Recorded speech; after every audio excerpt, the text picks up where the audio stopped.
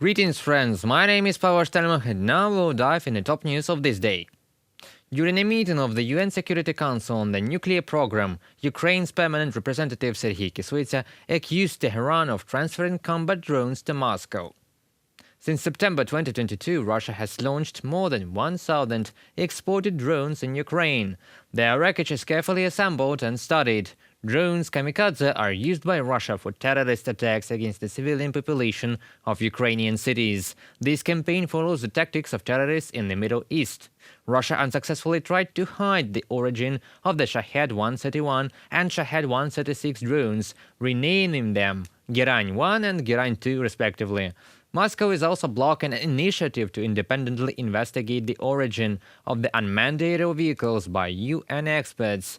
Kyiv has repeatedly called on Tehran to stop supporting Russian terrorism, but in response there were only ridiculous denials of obvious facts. Tehran's supply of Russian drones directly violates UN Security Council Resolution 2231, Annex B, Paragraph 4, in support of the Joint Comprehensive Plan of Actions on Iran's nuclear program. Previously, 5 countries, Ukraine, USA, Great Britain, France, and Albania, appealed to the UN Secretary-General with a statement to conduct an investigation into military cooperation between Tehran and Moscow, in particular regarding the transfer of drones. According to Kysytsa, Ukraine has repeatedly appealed to the bilateral level, as well as in correspondence with the Office of the UN Secretary-General, with a request to send experts to Ukraine to inspect the found UAVs of Iranian origin. At the meeting of the Security Council, US Ambassador to UN Linda Thomas-Greenfield expressed concern about drones produced cooperating on Russian territory, and Russia is receiving the materials needed to build the corresponding factory. The UN Secretariat is obliged to fulfill its mandate to study the evidence of Iran's transfer of drones to Russia in violation of the UN Security Council resolution, Thomas Greenfield emphasized, and called it an inexplicable mistake that the Security Council Secretariat did not accept proposals from Ukraine and other partners to review indisputable evidence regarding Russia's use of drones. The UN should, without further delay, send a team of investigators to examine the debris of these weapons that Russia is using against Ukraine, Thomas Greenfield said. In response to the appeals of Kysytsa and Thomas Greenfield, UN Deputy Secretary-General for Political Affairs and Peacekeeping, Rosmarin Di Caro, stated that diplomacy is the only way of effectively solving the problem. Maybe the end of Russian aggression can also be ended by diplomacy. I think victims of Russian terror and their relatives are against it. In an interview with CNN, President Volodymyr Zelensky questioned Putin's control over the situation in the regions of Russia. In order to conquer Ukraine, the Putin regime has employed almost all of its armed forces. In Russia itself, there is a shortage of combat-ready troops. This was evidenced by the immunity of the Wagner PMC when a small group of mercenaries seized the command of the entire southern military district of Russia and almost reached Moscow. Половина Росії підтримало Пригожина.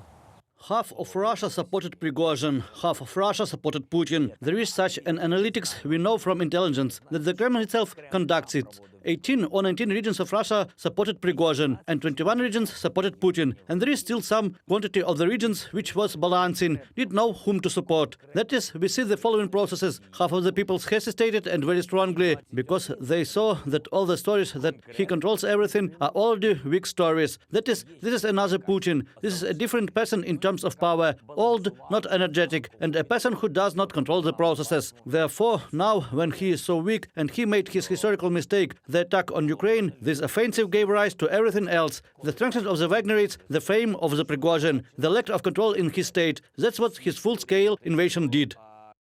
Waging a war against Ukraine, the Kremlin risks losing entire regions of Russia. Prigozhin's immunity testified that it was real.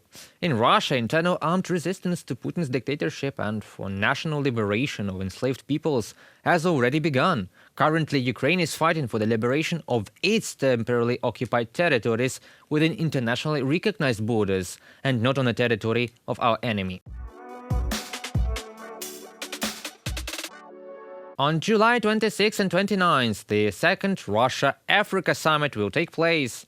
for Peace, Security and Development. It will be held in St. Petersburg, which may be attended by about 10 to 15 heads of state and government of African countries. Though its African policy, Moscow seeks to overcome the international isolation in which it found itself due to aggression against Ukraine. In communicating with Africa, Russia appeals to anti-colonialism, although it itself is a colonial empire that brutally suppresses the national movements of its indigenous peoples. Moscow condemns Western imperialism, although it is waging an imperialist war against Ukraine, seeking to destroy the neighboring state and seize its resources. Outwardly manipulating the slogans of internationalism, Russia is a deeply xenophobic country in which attacks on non-white citizens and foreigners are widespread.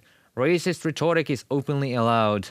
Russia is leading neo-colonial expansion in Africa too, using the Wagner mercenaries to impose undemocratic regimes and exploit the natural wealth of African peoples.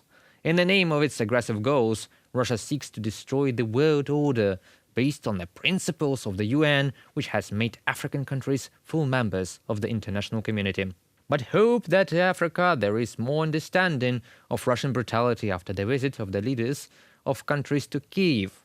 Ukraine welcomed the joint visit by presidents of the Union of Comoros, South Africa, Senegal and Zambia, the Prime Minister of Egypt and special representatives of Congo and Uganda to Kyiv, where they had substantive talks with President Volodymyr Zelensky. Russia launched another missile attack on Kyiv on the day of the visit. As Foreign Minister Dmytro Kuleba described it, the Russian attack on the capital of Ukraine was a message to Africa that Russia was seeking only war, not peace. No one wants peace more than Ukraine, but Ukraine's position remains clear that Ukraine's peace formula is the only viable path towards a just and sustainable peace. Any peace initiative must respect two fundamental principles. It should not imply territorial concessions by Ukraine and should not lead to the freezing of the conflict instead of peace. While welcoming the delegation of African leaders to Ukraine, President Zelensky stated that the voice of the African continent should be heard by the world, particularly regarding fundamental security issues and the restoration of the UN Charter's real force. During the visit, Ukraine invited African countries to join the peace formula to restore comprehensive, just and lasting peace in Ukraine. African leaders also presented their views on ending the war, which included the withdrawal of Russian forces from Ukraine. The implications of Russian aggression on food security in Africa were also discussed during the meetings in Kyiv. Ukrainian-African relations are currently at their peak in decades of Ukraine's independence, with a true Ukrainian-African renaissance underway. Ukraine's diplomatic push for Africa is part of a larger New Horizons strategy. We are communicating directly with our partners with no intermediaries. We want to start a new stage of relationships based on mutual respect and benefits. We also proposed the African-Greece cooperation in various areas, from agriculture to construction and machinery. Our united voice should be strong in international venues and within international organizations. That concludes our video for today. Thank you for watching and stay updated. Subscribe to UATV English channel for more news from Ukraine. Your support is that really matters. Goodbye.